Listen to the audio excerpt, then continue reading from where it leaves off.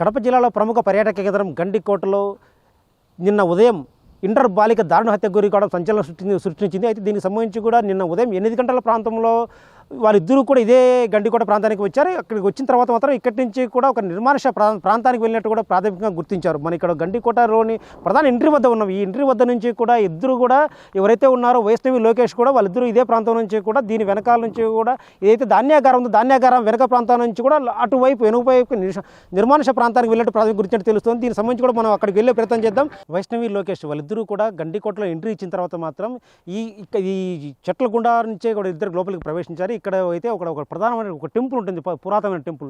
ఆ temple back side ఇక్కడ ఎవరు కూడా ప్రవేశించే అవకాశం ఉండదు కాబట్టి వారిద్దరూ కూడా ఇక్కడి నుంచి కూడా ఇదే ప్రాంతం నుంచి కూడా లోపలికి ప్రవేశించడం ప్రాథమికంగా గుర్తించారు పోలీసులు. ఇక్కడి నుంచి కూడా ఈ రాళ్ల గుండా నుంచే వీళ్ళిద్దరూ కూడా అటు పైకి వెళ్ళారు. ఆ పైకి వెళ్ళిన తర్వాత మాత్రం అక్కడ ఎవరికి ఇక్కడ ఎవరైతే పర్యాటకులు వస్తుంటారో పర్యాటకులకు కూడా ఎవరికి కనిపించే పరిస్థితి కూడా ఉండదు. ఎందుకంటే ఇది ఒక నిర్మానుష్య ప్రాంతం.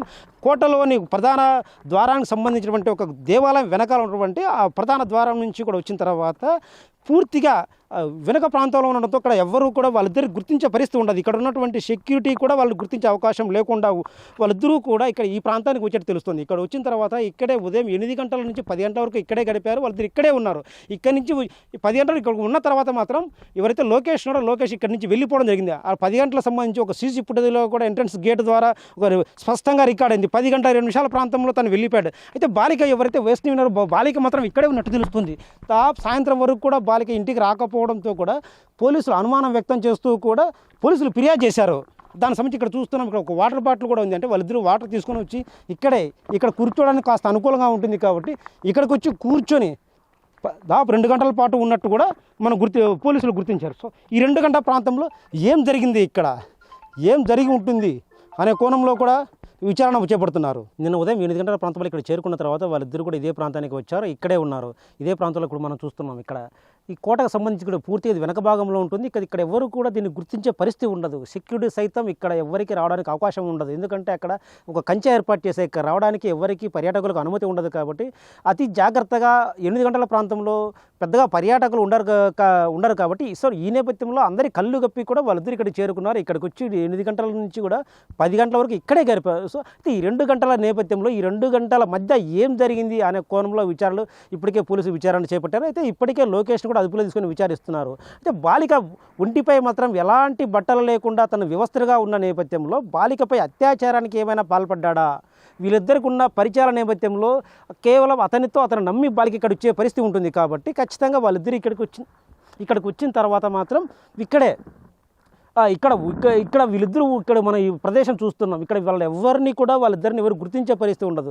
2 గంటల సేపు కూడా వాళ్ళు ఇక్కడే ఉన్నారు. అయితే ఆ 2 గంటలు వాళ్ళు ఏం మాట్లాడుకున్నారు, ఏం చేశారు, వాళ్ళిద్దరి గతంలో ఉన్న పరిచయాలు, వాళ్ళిద్దరికి ఏమైనా విభేదాలు ఉన్నాయా, వాళ్ళిద్దరు ప్రేమికులుగా గతంలో ప్రేమించుకుంటారంటూ కూడా కాస్త సమాచారం ఉంటుంది. అయితే వాళ్ళిద్దరు ఇక్కడికి వచ్చిన తర్వాత వాళ్ళిద్దరి మధ్య ఏదైనా ఘర్షణ జరిగిందా, ఆ బాలికను ఆ ఘర్షణ నేపథ్యంలో తనను హత్య చేశాడా అనే కోణంలో కూడా విచారణ చేపడుతున్నారు. అయితే హత్య జరిగి ఒకవేళ ఘర్షణ జరిగింటే దేనితో అమ్మాయిని ఎలా చంపాడో అనేది కూడా విచారణ తేలాలి. అయితే అమ్మాయి ఒంటిపై మాత్రం పెద్దగా గాయాలు లేవని కూడా చెబుతున్నారు. ఆ గాయాలు లేకపోతే తను ఏదైనా పాయిజన్ లాంటివి తీసుకుందాం. ఒకవేళ పాయిజన్ తీసుకుంటే ఎవరు ఎందుకు ఎక్కడి నుంచి వీళ్ళకి లభించింది, ఎక్కడ వచ్చింది, వీళ్ళు ఎక్కడ తీసుకున్నారో కూడా విచారణ తేలాలి. అయితే మాత్రం ఒంటిపై గాయాల నేపథ్యంలో తన అమ్మాయిని ఇక్కడ చంపేసి సైలెంట్గా గుర్తించప్పుడు కాకుండా వెళ్ళాడా, తను 8 గంటలకు ఇక్కడికి వచ్చిన తర్వాత 10:30 గంటల ప్రాంతంలో తను వెళ్ళిపోయాడు. అంటే కేవలం ఇక్కడ 2-2.5 గంటల సమయం మాత్రమే ఉంది. ఆ 2.5 గంటల సమయంలో వాళ్ళిద్దరి మధ్య చోటు చేసుకున్న పరిస్థితి పరిస్థితి ఏంటి, ఈ కోణంలో విచారణ చేస్తే మాత్రం ఆ అమ్మాయి హత్య వీడే పరిస్థితి ఉంటుంది. లోకేష్ ఇక్కడికి వచ్చిన తర్వాత మాత్రం ఆ 2 గంటల సమయంలో ఏం జరిగిందనే కోణంపై పోలీసులు విచారణ చేపట్టారు. అయితే దీనికి సంబంధించి మాత్రం వైష్ణవి హత్య కాబడిన తర్వాత మాత్రం లోకేష్ ఇక్కడి నుంచి వెళ్ళిపోవడం, తను కూడా ఒంటరిగా వెళ్ళిపోవడంతో పూర్తి స్థాయిలో లోకేష్ పైనే అనుమానాలు వ్యక్తం చేస్తున్నారు పోలీసులతో పాటు బాలిక తల్లిదండ్రులు కూడా లోకేష్ పైనే అనుమానం వ్యక్తం చేస్తున్నారు. తను మొదటి నుంచి కూడా మా అమ్మాయిని వేధించేవాడు, అతని వేధింపులు తాళలేకే మా గ్రామం నుంచి కూడా మేము పొద్దుటూరు చేరుకున్నాం, పొద్దుటూరు కాపురం ఉంటాం. అయినప్పటికీ కూడా లోకేష్ మా అమ్మాయిని వేధింపులు గురి చేసి నిన్న ఉదయం తనను మాయమాటలు చెప్పి ఇక్కడ తీసుకొని వచ్చి హత్య చేశాడు. కాబట్టి అతనే నిందితుడు, అతనికి ఎన్కౌంటర్ చేయాలంటే కూడా తల్లిదండ్రులు డిమాండ్ చేస్తున్నారు. అయితే ఈ కోణంలో పోలీసులు పూర్తిస్థాయి విచారణ చేస్తే మాత్రం వైష్ణవి హత్య మిస్టరీ వీడే అవకాశం ఉంటుంది. కెమెరా పర్సన్ సుదర్శన్తో శివ, బిగ్ టీవీ, గండికోట నుంచి. కడప జిల్లాలో ప్రముఖ పర్యాటక కేంద్రం గండికోట జరిగిన ఈరోజు దారుణ హత్యకు సంబంధించి పోలీసులు ఇప్పటికే పూర్తిస్థాయి విచారణ చేపట్టారు. జిల్లా ఎస్పీ విజయ్ అశోక్ కుమార్ సైతం ఘటనా స్థలాన్ని చేరుకుని వీటి స్థాయిలో పూర్తి స్థాయిలో విచారణ చేపట్టారు. అసలు ఘటన జరిగిన కారణాలు ఏంటి అంశంపై మన జిల్లా ఎస్పీకి ప్రయత్నం చేద్దాం. సార్ చెప్పండి, ఈరోజు ఒక ఇంటర్ విద్యార్థిని ఇక్కడ ఒక ప్రదేశంలో పర్యాటక ప్రాంతంలో దారుణ హత్యకు గురైంది. హత్య గల కారణాలు ఏంటి? నిన్న పొద్దుటూరులో ఒక అమ్మాయి మిస్ అయిందనేటటువంటి కంప్లైంట్ మీద ఒక కేసు రిజిస్టర్ చేయడం జరిగింది. దాంట్లో భాగంగా ఎంక్వైరీని ఇన్వెస్టిగేషన్ స్టార్ట్ చేయడం జరిగింది. దాంట్లో భాగంగా ఈరోజు పొద్దున గండికోట పర్యాటక ప్రదేశానికి రంగనాయకుల స్వామి టెంపుల్ వెనక భాగంలో ఉన్నటువంటి ప్రదేశంలో అమ్మాయి యొక్క మృతదేహం మనకు లభ్యమైంది. దాన్ని బేస్ చేసుకుని ఫోరెన్సిక్ టీమ్ని, క్లూస్ టీమ్ని, డాగ్ స్క్వాడ్ని పిలిపించడం జరిగింది. చుట్టుపక్కల పరిసరాలని కూడా మనం గమనించడం జరిగింది. దాంట్లో ఇప్పటివరకు లభించినటువంటి ఆధారాలని బేస్ చేసుకొని ఫోరెన్సిక్, అదేవిధంగా మెడికల్ డాక్టర్స్ యొక్క ఒపీనియన్ బేస్ చేసుకొని ప్రాథమికంగా ఈ మర్డర్కి లేదా మర్డర్ జరిగిందా, లేకపోతే వేరే ప్రమాదవశాత్తు జరిగిందా, లేకపోతే రేప్ జరిగిందా లేదా అనేటటువంటి విషయాల మీద కూలంకషంగా మేము దర్యాప్తుని ముమ్మరం చేస్తున్నాం. ఇప్పటివరకు దొరికినటువంటి ఆధారాల బేస్ చేసుకొని చూస్తే రేప్ జరిగినటువంటి ఆనవాళ్ళు కనిపించడం లేదు. డాక్టర్ గారి యొక్క ప్రాథమిక అంచనా ప్రకారం పోస్టుమార్టం జరుగుతుంది. పోస్టుమార్టం జరిగిన తర్వాత దీనికి సంబంధించినటువంటి పూర్తి వివరాలని మీడియాకు తెలియజేయడం జరుగుతుంది.